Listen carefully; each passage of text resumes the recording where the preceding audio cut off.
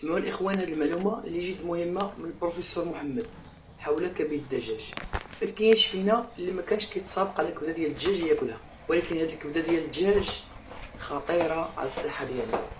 وحنا ما جايبين لكم اخبار، خليكم مع البروفيسور اللي غادي يتكلم مزيان في هذا الموضوع هذا بطريقة دقيقة ومفصلة حول كبد الدجاج. كبد الدجاج اللي كيتسمى الدجاج الرومي، يعني الدجاج اللي كيسدو عليه باش يعلفوه 21 يوم على الاكثر كيخرج للسوق.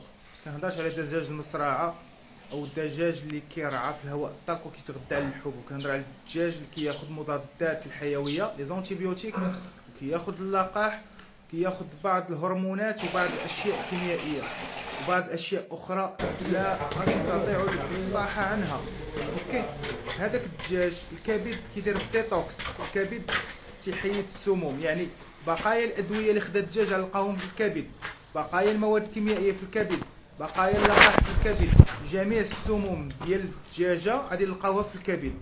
كيجيو الناس كيستهلكوا الكبد ظنا منهم انهم يستهلكوا الامور تنفعوا الصحه.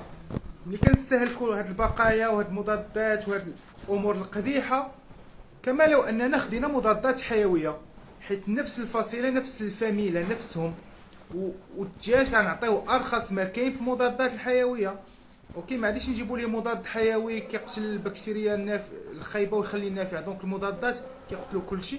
ملي انت كتستهلك الدجاج كل يوم وعده شهور، تيولي عندك ما يسمى مقاومه الادويه. علاش؟ حيت نهار كتمشي لافارماسي تاخذ الدواء ما كيقرش فيك، كيكونش فعال، حيت ديجا خديتي هاد الادويه اما في الكبد ديال الدجاج ولا خديتيهم في الدجاج الرومي في حد ذاته.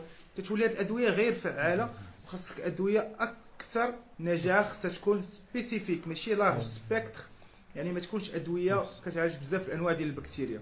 اوكي، دونك الكبد، افضل كبد تقدروا تستهلكوه هو الكبد الغنم، ويكون الغنم الصغيور، الكبيده ديالو الصغيوره، ديك الغنم اللي كيرعى في الهواء الطلق وعلى الاعشاب، داك احسن كبد.